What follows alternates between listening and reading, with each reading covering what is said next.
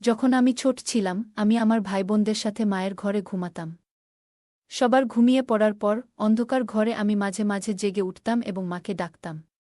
কিন্তু তখন আমি ঘরে অন্য কিছু দেখতাম এবং পরে না দেখার ভ্যান করে ঘুমিয়ে পড়তাম। বয়স বাড়ার সাথে সাথে মা একদিন আমাকে বললেন যে আমি এখন থেকে বড় বোনের সাথে অন্য ঘরে ঘুমাব। তখন আমি মাকে বললাম, তোমাকে ছাড়া আমি ঘুমাতে পারব না। তিনি একটা দীর্ঘ নিঃশ্বাস ফেলে বললেন, তোমার একটুও লজ্জা নেই? তখন আমি কথার মানে বুঝতাম না। কিন্তু এক রাতে হঠাৎ ঘুম ভেঙে গেল। মা আমাকে ঘুমিয়ে দিয়ে বাবার বিছানায় গিয়েছিলেন। তখন অজানা কিছু শোনার চেষ্টা করলাম। প্রথমে ভাবলাম মায়ের পাশে গিয়ে শুই, কিন্তু তারপরে সেই অচেনা শব্দগুলো শুনতে লাগলাম। এই নতুন অভিজ্ঞতা আমাকে দ্রুত বুঝতে শিখিয়েছিল এবং আমি ধীরে ধীরে আরও বিচক্ষণ হতে লাগলাম। এরপর আমি বড় বোনদের ঘরে ঘুমানো শুরু করি, কারণ কিছু অনুভূতি আমাকে লজ্জা দিতে শুরু করেছিল। তোমরা আমার গল্পগুলো শুনো, কিন্তু সাবস্ক্রাইবই করো না। দয়া করে গল্পগুলো ভালো লাগলে ভিডিওটি লাইক, শেয়ার এবং চ্যানেলটি সাবস্ক্রাইব করো প্লিজ। আমি প্রিয়া। আমাদের পরিবারে ৩ বড় বোন ও ২ ভাই ছিল। আমি দেখতে সবার থেকে সুন্দর ছিলাম। সময় যেতে থাকল, আর আমার ভাই বোনেরা একে একে বিয়ে করে চলে গেল। যখন তারা আমাদের বাড়িতে ফিরে আসত এবং আমাদের বাড়িতে কোনো অনুষ্ঠান হতো, তখন তারা ৩ জন মিলে মজার গল্প করত এবং তারা তাদের বিবাহিত জীবনের বিভিন্ন ব্যক্তিগত কথা বলত। আমি যখন তাদের গল্পের মধ্যে ঢোকার চেষ্টা করতাম, তখন তারা চুপ হয়ে যেত এবং বলত, তুমি এখনো ছোট, ঘুমিয়ে পড়ো। যদিও তখন আমি ১৮ বছর বয়সী ছিলাম, তবুও তারা আমাকে শিশু মনে করত। আমাকে ওসব শুনতে দিত না। আমি ধীরে ধীরে বুঝে গিয়েছিলাম কিভাবে তাদের কথাগুলো শোনা যায়। যখনই আমার বোনেরা আসত, আমি ঘুমের ভান করে তাদের পাশে শুয়ে পড়তাম। তারা নিজেদের মধ্যে হাসিঠাট্টা করত, আর আমি চুপচাপ শুনতাম। রাতের নির্জনতার মধ্যে তারা হাসিমস্করা করত, যা আমার মনেও একটি আলোড়ন তৈরি করেছিল। আমি ভাবতাম, যদি আমারও বিয়ে হয়, আমারও একজন সঙ্গী থাকবে এবং সেই সম্পর্কের মধ্যে একটি বিশেষ সম্পর্ক গড়ে উঠবে। এই চিন্তা আমার হৃদয়ে উত্তেজনা সৃষ্টি করেছিল এবং আমি নিজের ভবিষ্যতের কথা ভাবতে শুরু করলাম। তবে সময়ের সাথে সাথে একটি অদ্ভুত অস্থিরতা আমার মনকে আচ্ছন্ন করেছিল। আমি ইন্টারনেটে রোমান্টিক গান খুঁজে দেখতাম আর শুনতাম এবং নিজেকে সেই গল্পের চরিত্রের জায়গায় কল্পনা করতাম। একদিন যখন আমার বড় বোন বাড়িতে ছিল, বোনেরা তাদের সাংসারিক বিষয়ে কথা বলছিল এবং তাদের জামাই কী রকম সেসব বিশ্বে কথা বলছিল, যা আমার অস্বস্তি বাড়িয়ে তুলেছিল। রাতে আমি আবার সেই গানের ভিডিও দেখছিলাম। তখন আমার বোন জেগে গিয়ে আমাকে দেখল। সে আমার মোবাইল কেড়ে নিয়ে আমাকে ধমক দিল এবং বলল, তুমি কেন এসব কাজের মধ্যে জড়িয়ে পড়ছ? তোমার কি বয়স হয়েছে? কিন্তু তোমার আচরণ দেখে মনে হচ্ছে না। তার কথাগুলো শুনে আমি ভয় পেয়ে গেলাম এবং কেঁদে ফেললাম। আমি তাকে বোঝানোর চেষ্টা করলাম যে আমি সত্যিই কিছু ভুল করিনি, শুধু বিষয়টা পছন্দ তাই দেখছিলাম। আমি ভিডিওটি দেখছিলাম, কিন্তু বড় বোন আমাকে খুব বকাঝকা করল। পরের দিন সে আমার মোবাইল ফেরত দিল, তবে আমাকে প্রতিশ্রুতি দিতে বলল যে যদি আমি আবার এমন কিছু দেখি, তাহলে সমস্যা হবে। আমি কলেজে ফিরে গিয়ে পড়াশোনায় মনোযোগ দেওয়ার চেষ্টা করলাম। কিন্তু যখনই আমার বন্ধুদের তাদের প্রেমিকদের সাথে ব্যক্তিগত কথা বলতে শুনতাম, সেই পুরনো অনুভূতি আবার ফিরে আসত। ১৮ বছর বয়সে আমি আবার একই রোমান্টিক গানের ভিডিও দেখলাম, আর সেই মুহূর্তে বোন আমাকে ধমক দিল। সে বলল, আমি তো তোমাকে নিষেধ করেছিলাম, কিন্তু তুমি শোনোনি।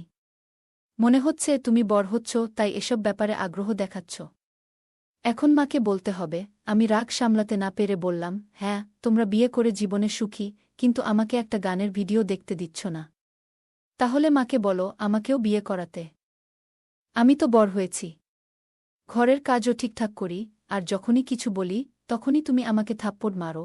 তখন সে বলল, শ্বশুরবাড়িতে গেলে শুধু স্বামী নয়, অনেক দায়িত্বও নিতে হবে। তার কথায় বুঝলাম, সংসার করা মানে শুধু সুখ নয়, অনেক কষ্ট আছে। রাতে স্বামীর রাগ সহ্য করতে হয়, আর সকালে মন খারাপ করেই দিন শুরু করতে হয়। বাড়ির খরচ ও অন্যান্য চাপ সবসময় মাথার উপর থাকে। বোন আমাকে অনেক বুঝিয়েছিল, কিন্তু আমি তখনও পুরোপুরি বুঝতে প্রস্তুত ছিলাম না। এর কিছু দিন পর প্রথম যে বিয়ের প্রস্তাবটি এলো, সেটি আমার ফুফুর পরিবার থেকে। ছেলেটির ছবি দেখার পর মনে হলো সে খুবই ভালো, আর আমার হৃদয়ে আনন্দের ঢেউ বইতে শুরু করল। আমাদের পরিবারের সদস্যরা সম্পর্কটি মেনে নিলেন, তাই বিয়ের প্রস্তুতিও শুরু হল। যেদিন মেহেদি লাগানোর দিন এলো, আমি পরিবারকে ঘিরে বসেছিলাম, সবাই মিলে মেহেদির আচার পালন করছিল।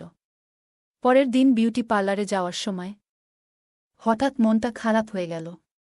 বাড়ির দিকে একবার তাকিয়ে ভাবলাম, আজকের পর থেকে আমি এই বাড়ি ছেড়ে চিরতরে চলে যাচ্ছি। এই ছিল আমার শেষ দিন। আজ আমি নতুন জীবনের পথে রওনা হচ্ছি। বিয়ে শেষ হলো, আর বরকে দেখে মনে হলো তিনি খুবই সুদর্শন। বিয়ের পর সবাই আমাদের দম্পতির সাথে তুলনা করছিল, আর আমি ভাবছিলাম জীবনের নতুন অধ্যায় কেমন হবে। বিয়ের সময় যখন আমার শাশুড়ি তার ছেলের সাথে মঞ্চে এলেন, তাকে দেখে আমি বুঝতে পারলাম তিনি খুবই খোলা মনের এবং আনন্দমুখর একজন মহিলা। যদিও তিনি আমার শাশুড়ি, তাকে দেখে মনে হয়েছিল যেন তিনি আমার স্বামীর বড় বোন। মা তাকে দেখে হাসিমুখে পরিচয় করিয়ে দিলেন, এবং সবাই তার রূপের প্রশংসা করছিল। তার ব্যবহারে মনে হল শাশুড়ি বউয়ের সম্পর্কের চেয়ে আমাদের সম্পর্কটা যেন মা-মেয়ের মতো হবে। শ্বশুরবাড়িতে পৌঁছানোর পর শাশুড়িকে প্রথমবার দেখে আমি অবাক হয়ে গেলাম। তিনি একটি সুন্দর শাড়ি পরেছিলেন এবং সত্যিই তাকে আমার স্বামীর বড় বোনের মতোই লাগছিল। তিনি আমাকে খুব আদর করে বসতে দিলেন এবং বললেন, তুমি খুব সুন্দরী এবং তোমার স্বামীকে ভালোভাবে দেখাশোনা করতে হবে। তার এই কথায় আমি লজ্জায় লাল হয়ে গেলাম। আমি কখনো ভাবিনি শাশুড়ি এমন খোলামেলা কথা বলবেন। তিনি আরও বললেন, মনে রেখো, আমি তোমার শাশুড়ি নই, আমি তোমার বন্ধু। এই কথাগুলো শুনে আমার মন অনেকটা হালকা হয়ে গেল। আমি নিশ্চিত হলাম আমাদের সম্পর্কটা কেবল শাশুড়ি বুয়ের সম্পর্ক নয়, বরং বন্ধুত্বের হবে। আমি ভাবতাম আমার স্বামী খুবই রোমান্টিক হবে এবং আমার সব ইচ্ছা পূরণ করবে। তবুও আমি তাকে কিছু জিজ্ঞাসা করতে চাইনি। পরে আমার শাশুড়ি আমার কাছে এসে স্বামীর সাথে সুখী জীবন কাটানোর জন্য বিভিন্ন পরামর্শ দিলেন। আমি লজ্জায় তার কথাগুলো শুনছিলাম, কিন্তু বুঝতে পারছিলাম তিনি সত্যিই আমাকে ভালোবাসেন। একদিন ঘর থেকে বের হতে গিয়ে শুনলাম তিনি তার ছেলেকে বলছেন, ছেলে, আমার পুত্রবধূকে কষ্ট দিও না। যদি কোনো অভিযোগ পাই তাহলে তুমি কিন্তু বিপদে পড়বে। শাশুড়ির এই কথায় আমি আরও আশ্বস্ত হলাম। কিছুক্ষণ পর আমার স্বামী যখন প্রথমবার ঘরে এলো, আমি লজ্জায় মাথা নিচু করে বসেছিলাম। তিনি এসে আমার পাশে বসে আমার সৌন্দর্যের প্রশংসা করতে লাগলেন। তার কথায় আমি লজ্জায় লাল হয়ে গেলাম। তিনি আমার হাত ধরে আঙুলে সোনার আংটি পরিয়ে দিলেন। আমার আবেগ তখন যেন বাদ মানছিল না। যে রাতের জন্য আমি এতদিন অপেক্ষা করছিলাম, অবশেষে সেই রাত এলো। তবে আমার স্বামীর কাছাকাছি আসতেই তার ফোনে একটি কল আসে। তিনি ফোনটি কানে রেখে অনেকক্ষণ কথা বলতে থাকলেন। আমি বুঝতে পারছিলাম না কি হচ্ছে, তাই আমি তাকে অনুসরণ করলাম। কিন্তু ততক্ষণে তিনি ফোন রেখে দিয়েছেন। তিনি আমাকে জানালেন জরুরি কাজে তাকে শহরে যেতে হবে। তার সব ডকুমেন্ট তিনি নিজেই তৈরি করে রেখেছিলেন, আর রাতেই তাকে শহরে পৌঁছাতে হবে। আমার মনে হচ্ছিল সব আশা যেন মুহূর্তেই ভেঙে গেছে। শাশুড়ি এবং শ্বশুরের মুখেও চিন্তার ছাপ পড়ল। শাশুড়ি, যিনি প্রতিদিন বেশ নরম মনের মানুষ বলে মনে হতেন, তাকে এভাবে চিন্তিত দেখে আমি অবাক হলাম। আমার স্বামী শাশুড়ি ও শ্বশুরকে জানালেন কাজের জন্য তাকে যেতে হবে।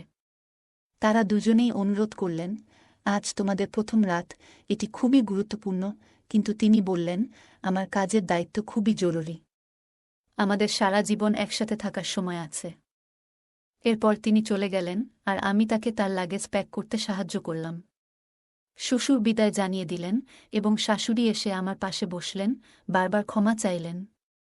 আমি বললাম, কোনো সমস্যা নেই। শ্বশুর শাশুড়ি নিজেদের রুমে চলে গেলেন, আর আমি জামাকাপড় বদলে বিছানায় শুয়ে পড়লাম। ভেতরে ভেতরে খুব অস্থিরতা কাজ করছিল। ভাবছিলাম এই দুদিন কিভাবে কাটবে। এতদিন যেখানেই ছিলাম সেখান থেকেই দুদিন কাটাতে হবে। রাতের দিকে বাড়ির সবাই এসে মজা করে জিজ্ঞাসা করল, স্বামী ছাড়া কিভাবে কাটবে। আমার বোনেরা দুষ্টুমি করে বলল, কাল রাতে কি হয়েছিল? তোমার স্বামী তো চলে গেছে। বড় আপুর কথাগুলো শুনে লজ্জা পেয়ে গেলাম। তিনি আবার রেগে গিয়ে আমার সামনে এসে বললেন, তুমি যতটা বেপরোয়া ছিলে, আমি যদি পারতাম এখনই তোমাকে শাস্তি দিতাম। 2 দিন পর আমি লক্ষ্য করলাম আমার শাশুড়ি আমাকে নিয়ে কিছুটা অস্বস্তি অনুভব করছিলেন। আমার স্বামী তখন আরও দূরে সরে যাচ্ছিলেন এবং জানালেন যে তিনি 2 সপ্তাহ পর ফিরে আসবেন। আমি শাশুড়ি ও শ্বশুরের সঙ্গে সময় কাটাতে লাগলাম এবং একদিন বসার ঘরে শাশুড়ির পাশে বসলাম। আমি মজা করে বললাম, আম্মু, তোমাকে দেখে তো মনে হয় না যে তুমি একটি ছোট ছেলের মা। আজকালকার মেয়েরাও তোমার মতো এত দীপ্তি ধরে রাখতে পারে না। শাশুড়ি হেসে বললেন, তুমি খুব মজার। তোমার শ্বশুর আমাকে এতটাই ভালোবাসেন যে এই বয়সেও আমাদের সম্পর্ক সুন্দরভাবে চলছে। শাশুড়ির এই কথা শুনে আমি কিছুটা লজ্জিত হলাম, কিন্তু রাতে অস্থিরতা বাড়তে লাগল। আমি ঘেমে গিয়েছিলাম এবং গলা শুকিয়ে গিয়েছিল। পানি খেতে রান্নাঘরের দিকে হাঁটতে লাগলাম, কিন্তু হঠাৎ শাশুড়ির ঘর থেকে কিছু অদ্ভুত শব্দ শুনতে পেলাম। নিজেকে থামাতে না পেরে দরজার কাছে গিয়ে কান পেতে শুনতে শুরু করলাম। আমি ভাবছিলাম, এই বয়সেও তারা সুখে আছে। শাশুড়ি বলছিলেন, আমার বয়স হয়েছে, বাড়িতে একটা ছোট বউ আছে, আমাকে একটু শান্তি দাও। কিন্তু শ্বশুর হেসে বললেন, তাহলে কি হয়েছে? আমাদের ছেলের বউও তো এই বাড়িতে আছে। সে তো ছোট নয়। এই কথাগুলো শুনে আমি বিস্মিত হয়ে গেলাম।